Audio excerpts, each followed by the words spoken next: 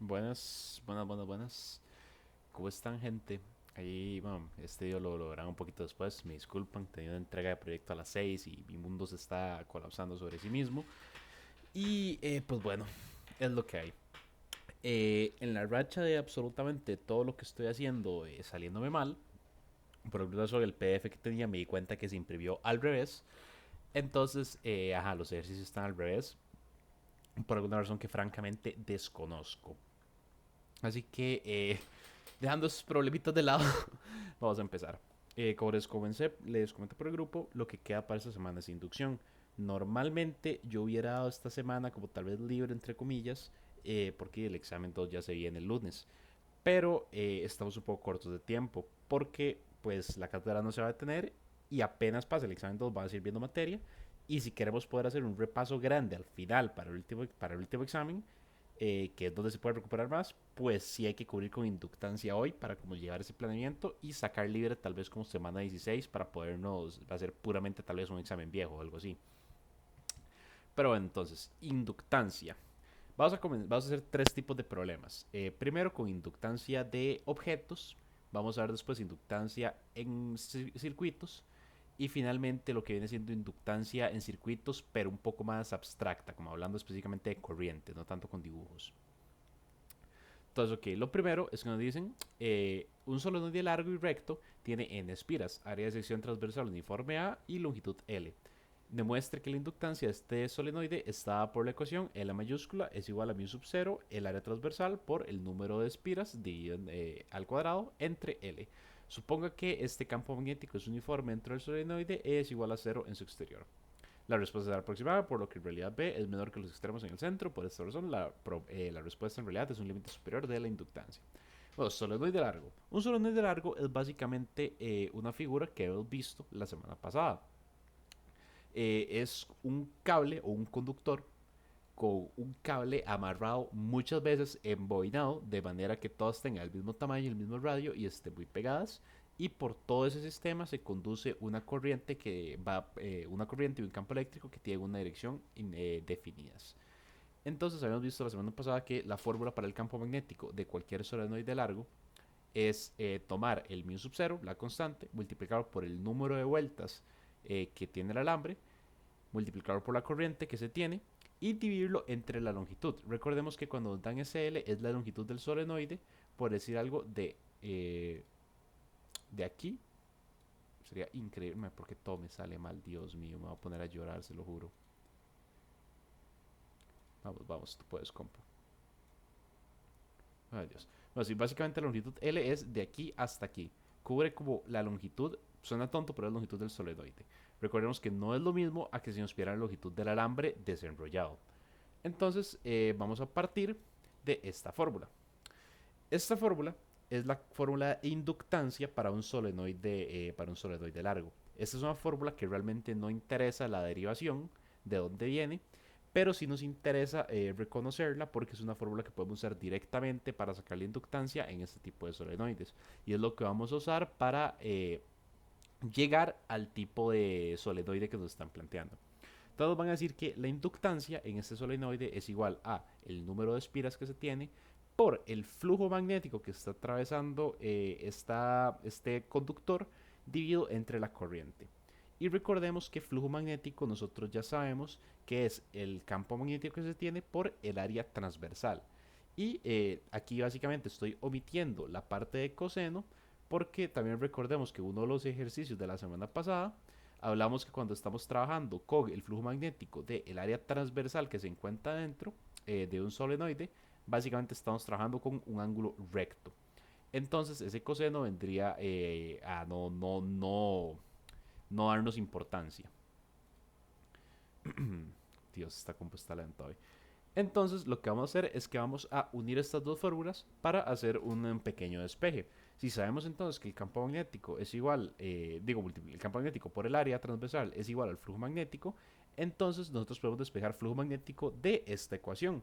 Entonces lo que vamos a hacer es moverlo, despejarlo y decir que flujo magnético va a ser igual a mu sub 0 por el número de varillas dividido entre L, que es la longitud del solenoide, por la corriente por el área transversal. Básicamente lo que hicimos fue sustituir este valor acá y empezar a despejar. Y ahora sí, vamos a decir entonces también, esto es algo que obtenemos de la primera fórmula, que es que, ok, como les dije, la fórmula general para inductancia de este solenoide es que ustedes tienen que la inductancia va a ser igual a la cantidad de espiras dividido entre la corriente por el flujo magnético. Pero nosotros ya aquí despejamos cuánto es el flujo magnético de esta fórmula. Entonces vamos a sustituir ese flujo magnético y vamos a obtener entonces que la inductancia, si nosotros no contamos, si nosotros, o mejor dicho, si nosotros contamos con cuánto es esa área transversal en un solenoide, la inductancia directamente va a ser mu sub 0 por el número de vueltas por el área dividido entre L. Y vean que a diferencia de esta fórmula, aquí no estamos utilizando el campo magnético ni el flujo magnético. Entonces, básicamente, si nosotros en algún momento nos da un solenoide y contamos no con el campo magnético ni con el flujo, pero sí contamos con el área, igualmente podemos encontrar cuál es la capacitancia de ese solenoide. Y con la capacitancia incluso se podría despejar el flujo eléctrico de esta ecuación. Y con el flujo eléctrico incluso podríamos despejar el campo magnético, estoy diciendo eléctrico, que perdón, tengo sueño, y con ese flujo magnético incluso podríamos despejar el campo magnético. Básicamente podemos ir despejando como hacia atrás. Pero entonces esta expresión me interesa para que ustedes se queden con la expresión puntual para la inductancia en un solenoide largo. Este segundo problema me interesa más que todo por un par de justificaciones teóricas. Nos dicen que el inductor de la figura 318, básicamente esta es la figura 318, tiene una inductancia de 0,260 henries. Recuerden que la H es henries. H no es lo mismo que HZ. Esto es henries y esto es hertz. No es lo mismo. Y conduce una corriente en sentido que se ilustra y disminuye en una tasa uniforme de I de T es igual a menos 0,0180 amperios entre segundos. Calcule la fermenta inducida y calcule el extremo de cuál extremo del inductor A o B está a un mayor potencial. Ok, aquí nos damos la simplificación de la figura, que es lo que nos interesa. Básicamente es esta figura, pero simplificada, solo el conductor. Y vamos a primero definir un detalle que me interesa. ¿Qué es esto? Recordemos un poco de cálculo 1, que cuando nosotros nos dan esta, bueno, es una tasa uniforme, pero cuando nosotros dan esta nomenclatura de algo entre de algo, básicamente nos están diciendo cuándo está cambiando lo de arriba en función de lo de abajo. Entonces, en este caso, este d y dt nos está diciendo cuánto está cambiando la corriente en función del tiempo. Y como la tasa está negativa, está disminuyendo. Si este d y dt estuviera positivo, más bien lo que pasa es que la corriente está experimentando un crecimiento. Ok, la primera fórmula entonces es también una fórmula directa que ustedes tienen del libro, que es que la FEM autoinducida o la E básicamente va a ser igual a menos la inductancia que tienen por la tasa de cambio de la corriente. Este menos, recuerden que es parte de la fórmula, porque en este tipo de problemas vamos a lidiar con que la corriente generalmente está disminuyendo, con que esta tasa de cambio está siendo negativa. Entonces ese menos lo que hace es contrarrestar esto para que el voltaje o la FEM inducida tenga sentido. Entonces metemos los datos a la fórmula, metemos los henries, metemos la tasa de cambio que es ampere entre segundos, los negativos se cancelan y vamos a obtener entonces que la FEM es 4,68 por 10 a la menos 3 voltios. La FEM se expresa en voltios. La FEM no es más que un potencial eléctrico, que un voltaje. Y ahora vamos a hablar un poco de la pregunta B. Yo aquí les dejo la justificación como venía en la solución del libro. Yo la expandí un poquito más, pero esto es básicamente la solución que tiene el libro para la justificación teórica. ¿Qué es lo que nos dicen? Es que como la corriente está disminuyendo, el inductor tiene que generar una FEM que intente mantener la corriente existente, que es la FEM que acabamos de sacar acá. Porque recuerden que cuando estamos hablando de un circuito, la corriente, la resistencia y el voltaje están relacionados. Entonces, si uno está bajando, el otro más bien está subiendo porque son inversamente proporcionales. Entonces, esto significa que la FEM inducida actuará en la misma dirección que la corriente original, de A hacia B. Y entendiendo esto, se puede decir entonces que la terminal positiva va a estar en A y la terminal negativa va a estar en B. Entonces, si nosotros ya entendemos cómo funcionan las terminales, como si fuera una batería, podemos decir que la terminal va a tener mayor potencial. Ok, estos ejercicios eran bastante cortos, bastante puntuales, pero me interesaba más que todo por el detalle de la fórmula del solenoide y por el detalle de la tasa de cambio. Ok, como les dije, el PDF se imprimió al revés, no tengo control sobre eso, no sé por qué se imprimió al revés, pero bueno, vamos con el segundo ejercicio. El segundo ejercicio es muy común cuando hablamos de inductancia porque nos van a dar un circuito RL. ¿Qué es un circuito RL? Un circuito RL es un circuito que les va a meter resistencia e inductancia al mismo tiempo. Recuerden que la resistencia son cuando vienen con piquitos y la inductancia es cuando viene con vueltitas. El resistor son los picos y esto también se le puede llamar una bobina. Si ustedes les dicen que viene con una bobina, es lo mismo que esto, digamos, es otra forma de decirlo. Y también aquí a veces nos meten interruptores. Esos interruptores es importante entender cómo funcionan porque los problemas generalmente nos van a decir, calcule tal cosa cuando el interruptor 1 se cierra, calcule tal cosa cuando el interruptor 2 se abre, y así. Entonces, lo que va a pasar cuando un interruptor cierra o se abre es que nos va a simplificar el circuito, básicamente nos va a cortar una parte del circuito. Entonces, vamos con el problema. Hoy todos los problemas van a ser del libro, por cierto. Nos dicen que en la figura, en esta, suponga que la fuente inducida es de 60 voltios, la resistencia, el resistor es de 240 ohmios y la inductancia es de 0,160 henries. Con el interruptor S2 abierto, se deja cerrado el S1 hasta que se establece una corriente constante. Después se cierra el S2, se abre el S1 y se retira la batería del circuito. La batería, recordemos que sería esto. ¿Cuál es la corriente inicial en el resistor inmediatamente después de haber cerrado S2 y abrir S1? ¿Y cuál es la corriente en el resistor? 4, esto no es milisegundos, esto es, no recuerdo la unidad, ahí les quedé mal. Básicamente, ¿cuánto es la corriente después de que pasa esta cantidad de tiempo en el circuito? Y finalmente, ¿cuál es la diferencia de potencial entre los puntos B y C cuando el tiempo es de 4, esa unidad, que no recuerdo cómo se llama, se nota que estoy dormido? Y nos preguntan cuál punto está en potencial mayor y cuánto tiempo se requiere para que la corriente disminuya a la mitad de su valor inicial. Como podemos ver, es un problema que inicialmente parece corto, pero tiene muchos puntos y se hace largo. Entonces, para comenzar, vamos a apuntar los datos que nos interesan, los datos que nos dan. Que sería que el FEM es de 60 voltios, el resistor tiene una resistencia de 240 ohms y la bobina tiene una inductancia de 0,160 henries. Ok, primer escenario. ¿Cuál es la corriente al abrir inicial en el resistor inmediatamente después de haber cerrado S2 y abrir S1? Entonces, S2 cerrado y S1 abierto. Entonces, ¿qué significa esto? Que nosotros podemos simplificar el circuito y pasarnos por lo que vendría siendo el anís, la parte de abajo. Entonces vamos a tener solo la parte de arriba del circuito con una corriente que esta dirección de la corriente viene de que la fuente tiene la terminal positiva para este lado y recuerden que la corriente va de negativo a positivo, entonces la corriente sigue esta dirección y como es solo un cuadrado, como es solo una malla, esta corriente pues va a dar toda la vuelta. Ok, vamos a hacer un poco de zoom. Aquí hay un detalle, nos dice cuál es la corriente inicial en el resistor inmediatamente después de haber cerrado S2. Inmediatamente, ¿qué significa? Tiempo es igual a 0. Entonces, si tiempo es igual a 0, la tasa de cambio pues va a ser 0 porque no hay unos segundos, no está variando, es un tiempo, es un momento, no es un momento indefinido, más bien es un momento definido que nos están diciendo tiempo es igual a 0. Entonces, la fórmula de la corriente inicial va a ser la fórmula básicamente de la corriente normal, la que nosotros sacamos. Que recuerden que para sacar corriente normal, lo que nosotros normalmente hacemos es que la corriente es igual a el voltaje entre la resistencia. Y aquí entonces para este circuito vamos a decir que la corriente inicial va a ser igual a el voltaje, que sería la inducida, entre la resistencia. Vamos a dividir y obtenemos entonces que esta corriente inicial es de 0,250 amperios. Esto lo podemos hacer de esta manera y sin usar la otra fórmula complicada porque el tiempo estamos que es un instante cero. Ok, segundo paso, básicamente pasa lo contrario. El 1 se cierra, el 2 se abre. Entonces, ¿qué es lo que nos pasamos por el anís? La parte de arriba. Porque recuerden que nos dicen que la batería se mueve, o se quita, mejor dicho.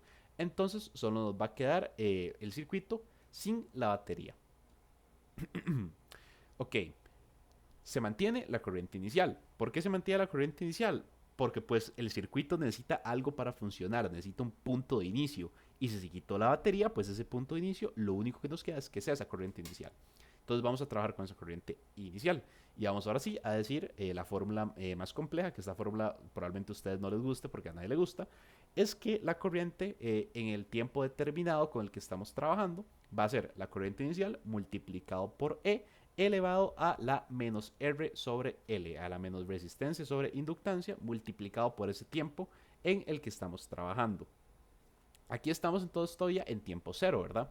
Entonces, al esto ser cero, nos va a cancelar este paréntesis, esto se va a hacer a la 1 y entonces todo esto se nos va a cancelar y nos va a quedar entonces que la corriente va a ser 250 amperios. Y si ustedes lo piensan, pues tiene sentido, ¿verdad? Porque habíamos sacado que la corriente era inicial era 0,250 amperios. Entonces esta corriente inicial se está manteniendo porque seguimos en el momento cero, no nos hemos movido.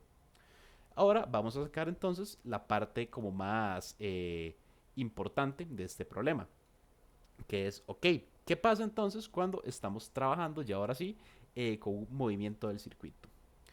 Nos piden entonces que este movimiento va a ser en el tiempo de 4 por 10 a la menos 4 segundos. Entonces la fórmula vamos a usar exactamente la misma, solo que ahora I va a estar en función de t, porque ahora sí tenemos un valor puntual de t. Esta fórmula que tenemos aquí es la misma que tenemos aquí, pero expresada de una manera diferente. Esto me interesa porque esto es algo que ustedes les pueden poner en el examen y si no están en todas se los va a llevar. Aquí yo les escribí, pero básicamente bueno, son formas distintas de escribir la ecuación. Si ustedes tienen el menos R sobre L multiplicado por T, es exactamente lo mismo que si ustedes tuvieran menos T dividido entre tau. Esto se llama tau. ¿Por qué? Porque tau es igual a L sobre R. Esta igualdad, digamos, es importante no sabérsela de memoria, pero sí reconocerla que, ok, cuando le meten tau, básicamente estamos haciendo lo mismo, pero al revés. ¿Por qué? Por absolutamente ninguna razón. Porque a la cátedra de física le encanta complicarse. Y porque, no sé, algún mae o alguna abuela en algún momento, hace 300 años, dijo que divertido si le pongo un nombre a esta variable, que es básicamente lo mismo, pero lo meto al revés. Entonces es importante que sepan que esa notación es lo mismo, pero pues puede tener cierto efecto significativo si ustedes no están en todas. Entonces, sabiendo que tau es L entre R y nosotros sabiendo que L es 0,60 y R es 240, podemos sacar cuánto vale ese tau, que va a ser 6,67 por 10 a la menos 4 segundos. Muy importante, el tau se expresa en segundos. Y ahora sí, vamos a poner la función, entonces, en función, valga la redundancia, de ese tiempo que nos dan. Entonces vamos a multiplicar la corriente inicial, que ya sabemos que es. Disculpa, es un estornudo. Vamos a multiplicar la corriente inicial, que ya sabemos que es, por el Euler.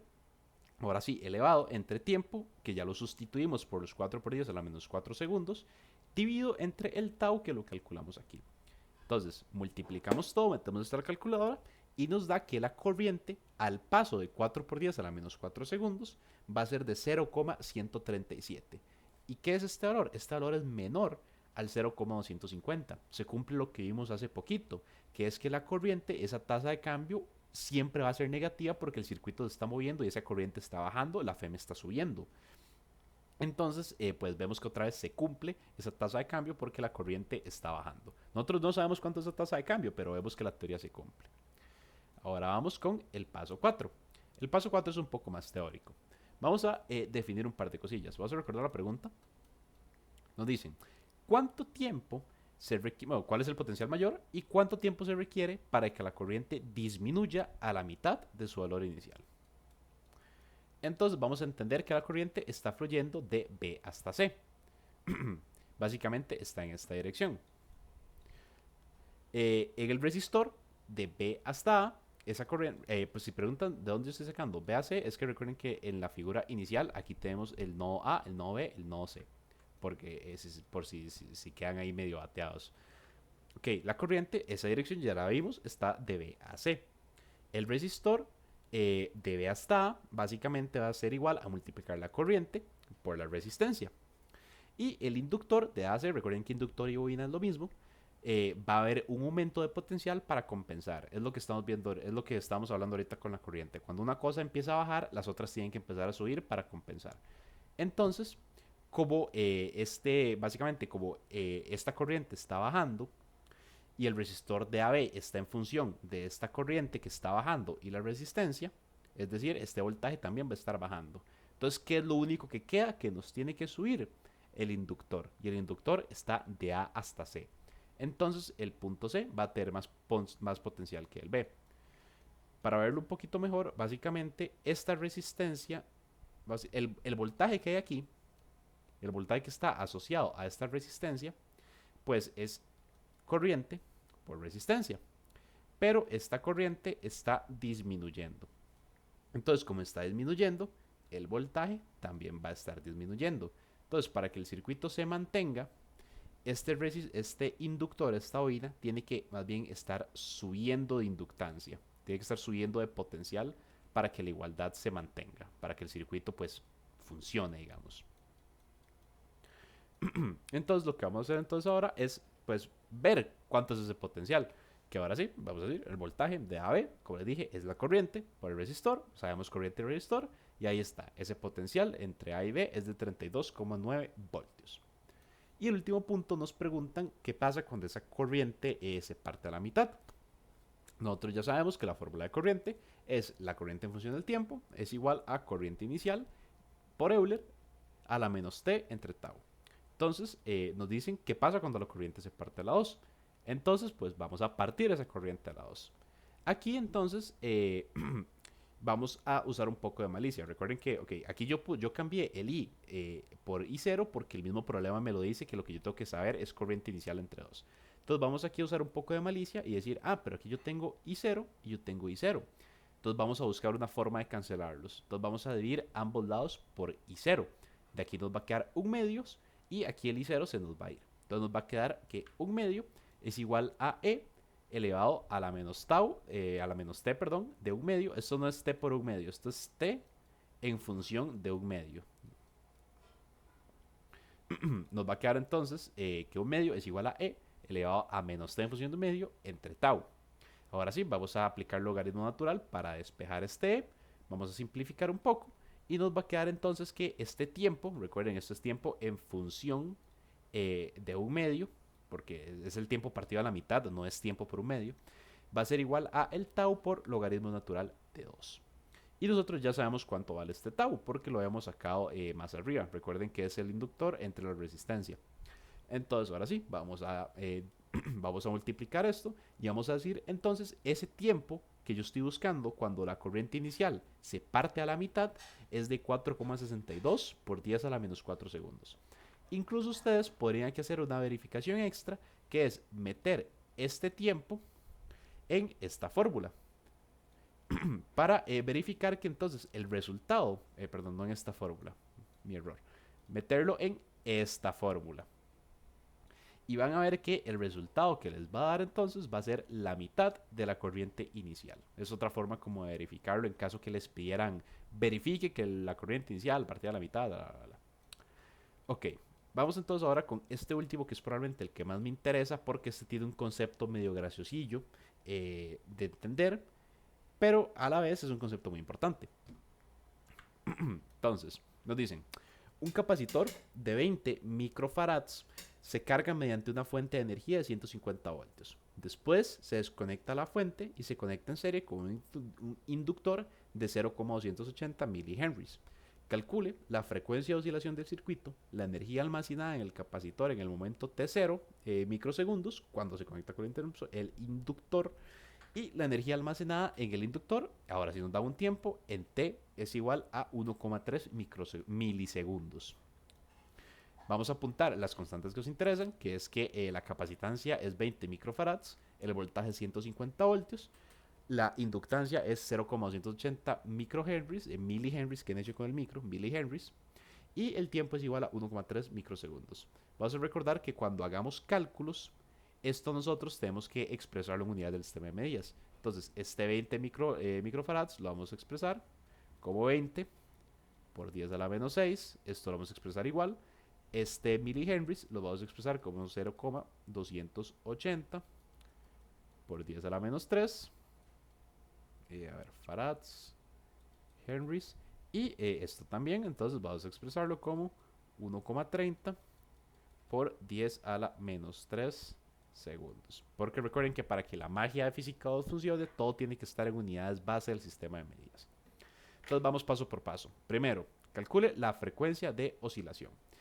Yo para saber esa frecuencia... Listo, me disculpa que toquecillo. Me llamaron. Ok, entonces ahora, la frecuencia de oscilación. Yo para saber la frecuencia de oscilación en la fórmula, esta es la frecuencia de oscilación, la fórmula de frecuencia de oscilación, necesito saber cuánto es la frecuencia angular. Entonces yo voy a empezar sacando esa frecuencia angular. Y la frecuencia angular es igual a el inverso de la raíz cuadrada de la inductancia por la capacitancia. Suena como un trabalenguas del diablo eso.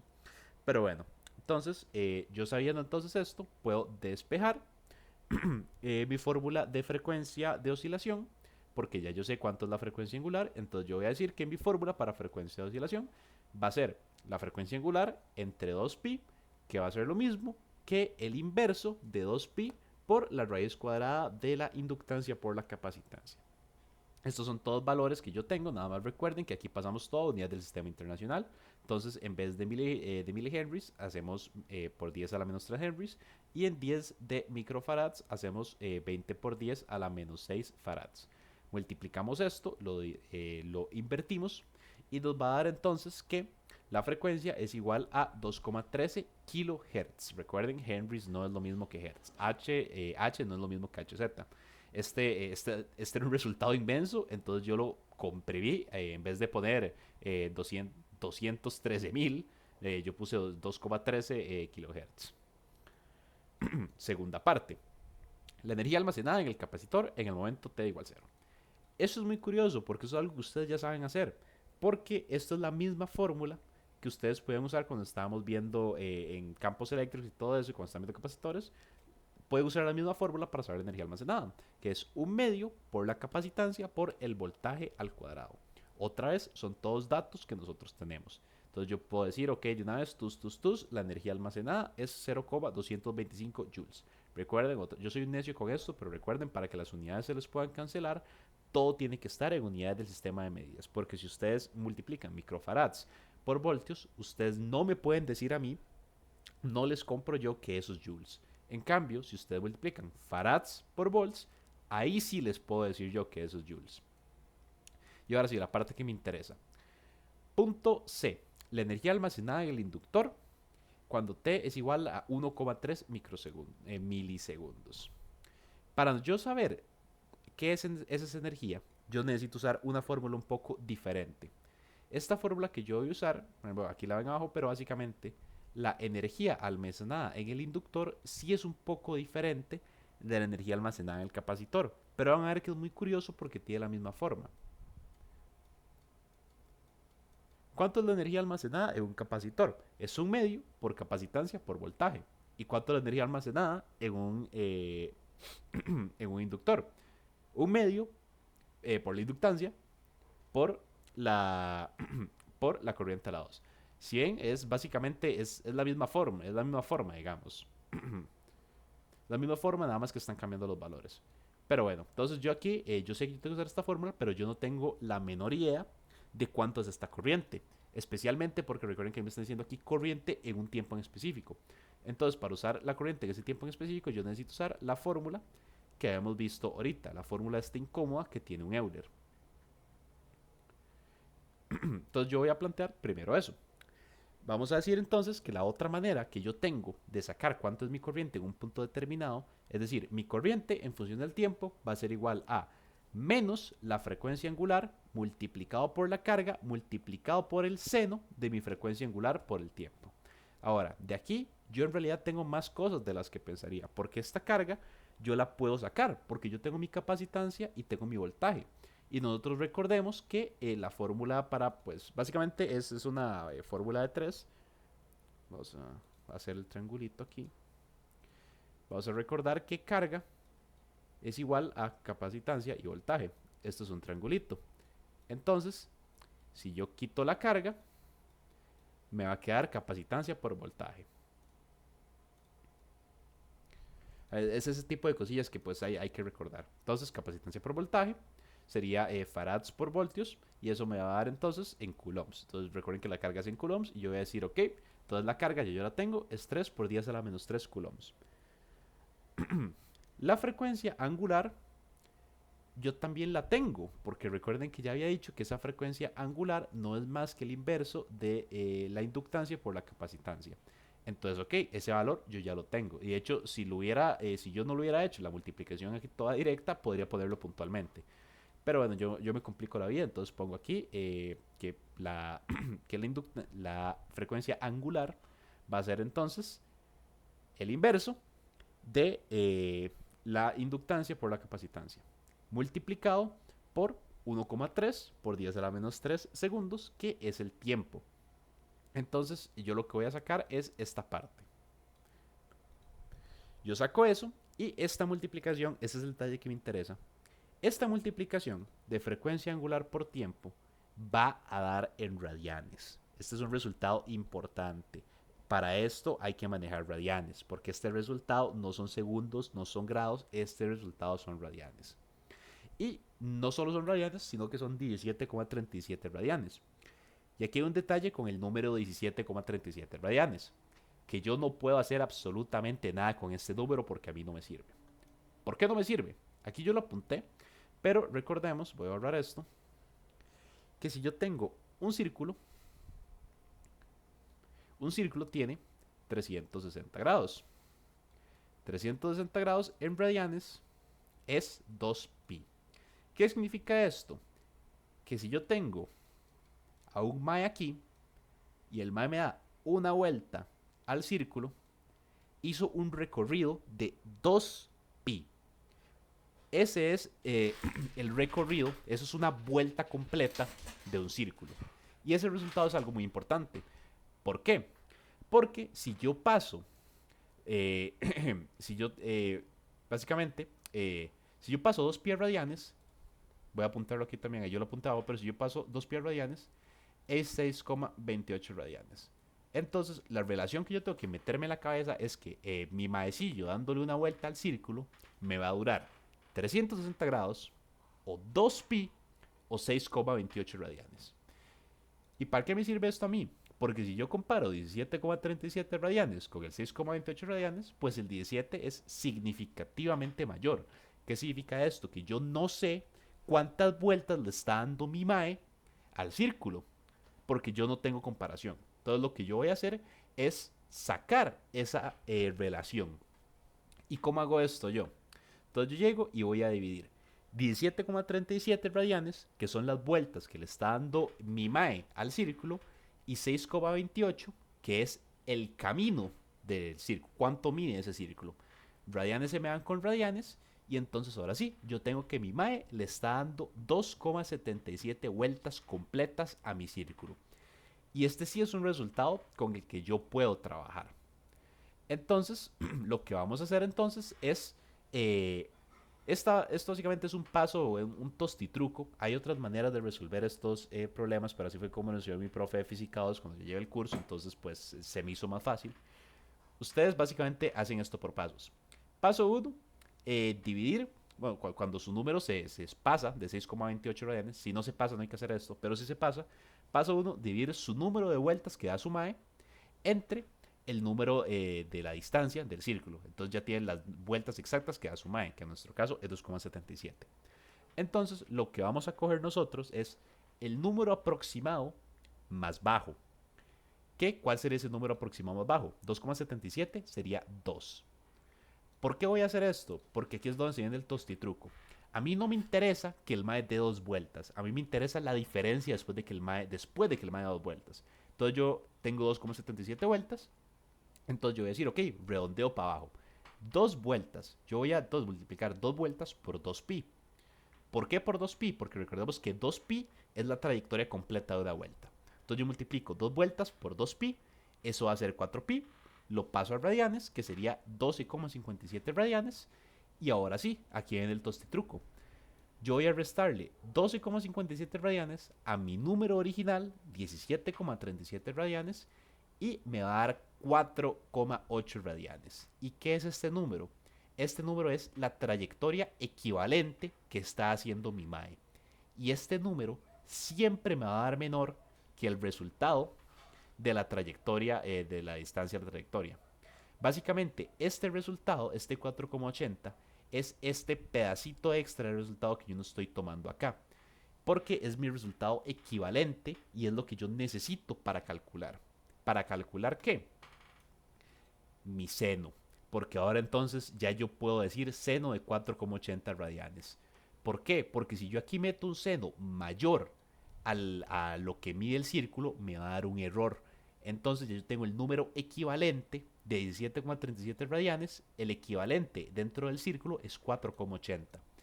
Entonces ahora sí, yo meto seno de 4,80 radianes. Y importante, trabajemos en radianes.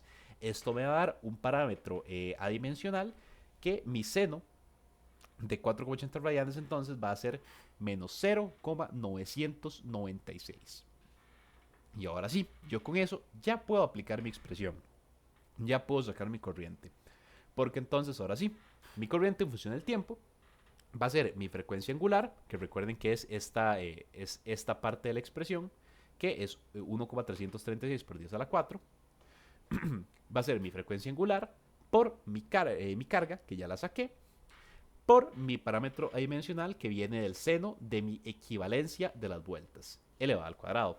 Y ahora sí, todo esto entonces, como está en unidades bonitas, porque recuerden que esto está en sistema internacional, esto es en sistema internacional.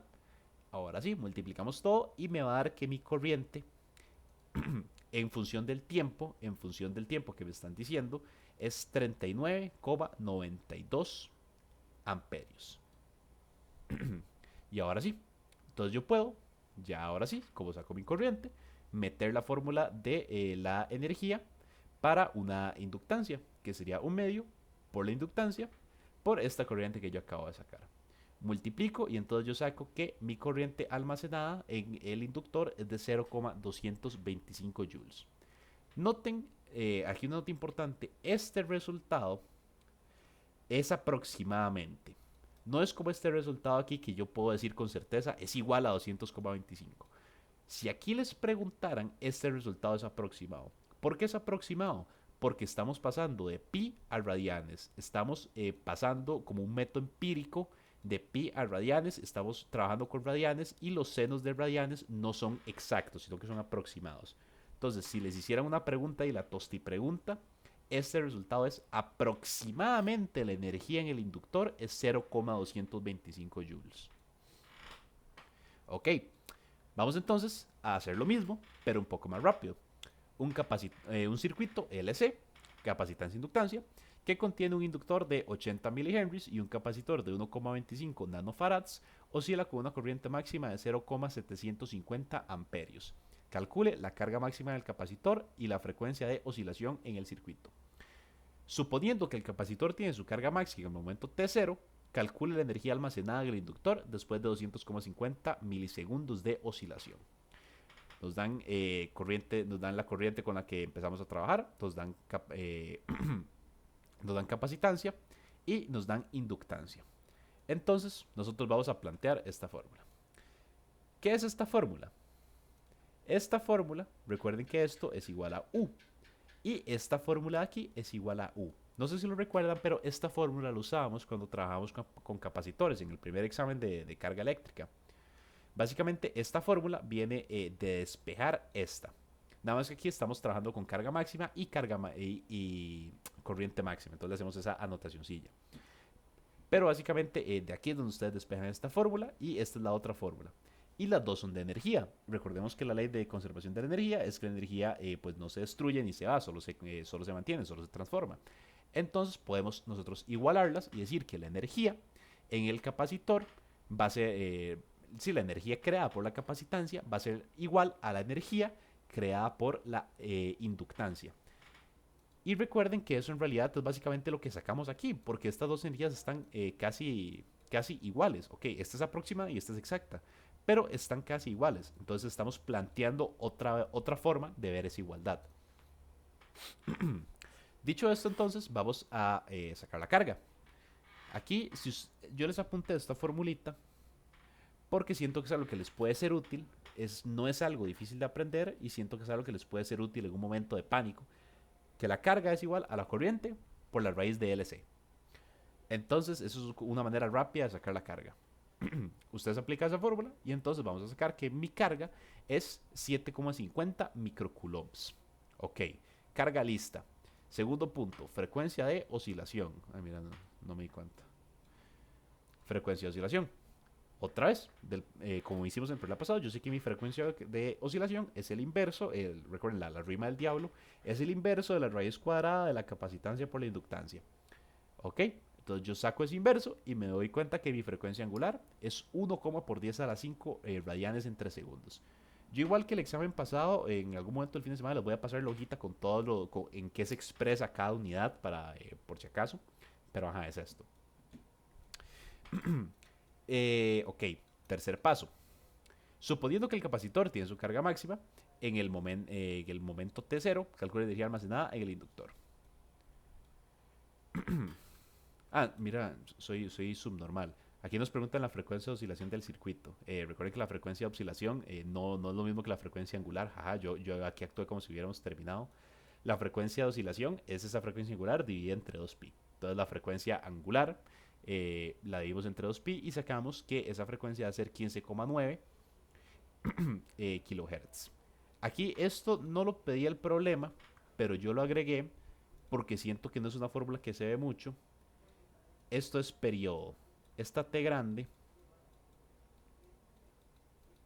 mayúscula, es periodo. Y el periodo es el inverso de la frecuencia, se expresa en segundos. Entonces, si ustedes les preguntaran el periodo, ustedes le dan vuelta a la frecuencia, lo ponen en segundos, y entonces el periodo para este movimiento es 62,9 microsegundos. Y ahora sí, vamos al último punto, que otra vez nos piden cuánto es la corriente en un punto determinado. Y a partir de esa corriente, que saquemos una energía. Entonces vamos a aplicar lo mismo. Paso 1 sería sacar la carga. Carga la tengo.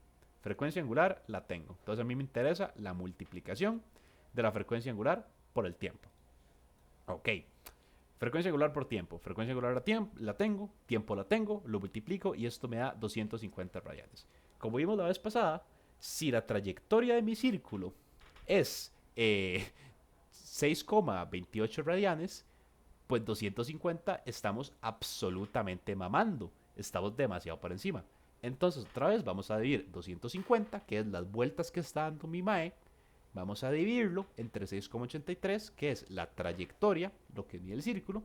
Y eso nos va a dar aproximadamente 39,79 vueltas completas que está dando mi MAE. Entonces, al igual que la pasada, 39,79. Ok, a mí me interesa ese 79. Entonces voy a dejarlo solo. Voy a coger el 39, que es el resultado más cerca para abajo. Lo multiplico por 2 y eso se lo resto a mi 250. Y eso me da 5 radianes. Y ahora sí, 5 radianes está bien. Porque recuerden que el límite, 5 radianes, menor o igual, 6,28 radianes. Entonces ahora sí, con 5 radianes yo sí puedo trabajar. Ese es mi equivalente dentro del rango. Aquí lo que estoy sacando es una equivalencia. Estoy sacando ese punto 79 que está quedando. Entonces ahora sí, seno de 5 radianes es aproximadamente, parámetro sin unidades, menos 0,961. Y con este parámetro entonces yo sí puedo multiplicarlo por mi frecuencia angular que ya saqué, por mi carga que ya saqué, y saco entonces que mi corriente en el tiempo 2,50 por 10 a la menos 3 segundos o 2,5 milisegundos es igual a 0,721 amperios. Y ahora entonces con mi corriente yo puedo llegar y aplicar la fórmula de energía, que va a ser mi corriente elevado al cuadrado multiplicado por mi inductancia multiplicado por 1 medios. Saco energía 0,0280 joules. 208 joules, perdón, no sé leer. Y bueno, esos son los ejercicios de inductancia. Estamos por ahora. Muchas gracias por escuchar este video. Bendiciones.